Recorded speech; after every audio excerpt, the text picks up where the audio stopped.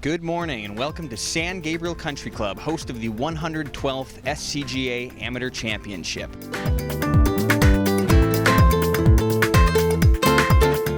We're on the difficult par 3 14th hole, which for the SCGA Amateur Championship is going to range anywhere from 158 yards to a monstrous 217 yards. Steve, tell us a little bit about this new tee, which we understand was your idea. Well, I can't take the complete credit for it. It was our architect, John Harbottle, who suggested it. All of our par 3s tend to play the same distance just because of prevailing wind. And so we thought, let's mix it up and let's make it a really challenging par 3. You got 2 bunkers, a lake. And from where we're standing now, the hazards are almost parallel to your shot line versus the regular championship tee or the regular tee, which you're shooting primarily over the lake. So it just gives you a different visual effect, and I think it's a much more difficult hole.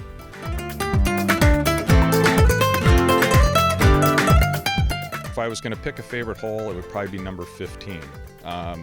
When we did the redesign, or I should say the renovation in 2006, it was one of the holes that John Harbottle let me do some things to, rather than just his design. So we were able to from the tee, we've got 3 bunkers on the right side, and they look like there's no landing area beyond the first 2 bunkers, where in fact you have about 60 yards worth of landing area. And so the bunkers kind of stack and sit on top of each other, so visually it looks more intimidating than it is. And an interesting fact, when we had the U.S. Senior Amateur qualifying here, I think it was last year or the year before, and it was a field of 84 players, not a single player birdied that par 4 that only measures approximately 360 yards.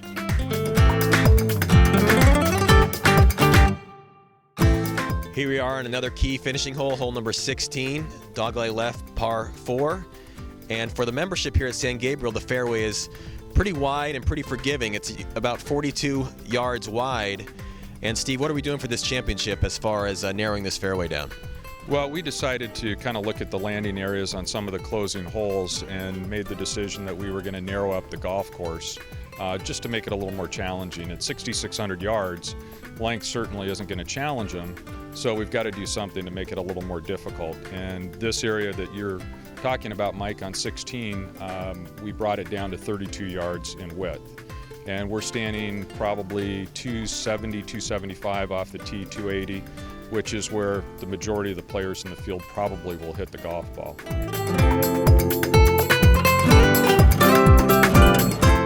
What's the strategy on playing this hole, and is there any prevailing breezes or any kind of challenges the players are going to face with a 452-yard par 4 finishing their round? Well, Mike, you're right. It's a tough par 4, just purely by length. We don't typically get a whole lot of air movement here, but if there is wind moving that day, the prevailing wind will be in the players' faces here. So it's going to add yardage. Obviously, out of bounds on the right, a lot of oak trees on the left, narrower fairway. This is one where they'll definitely need their driver off the tee.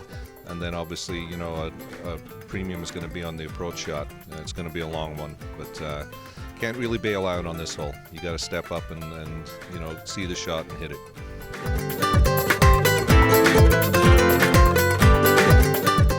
So this is it. This is where it's all going to come down to, the 18th hole at San Gabriel.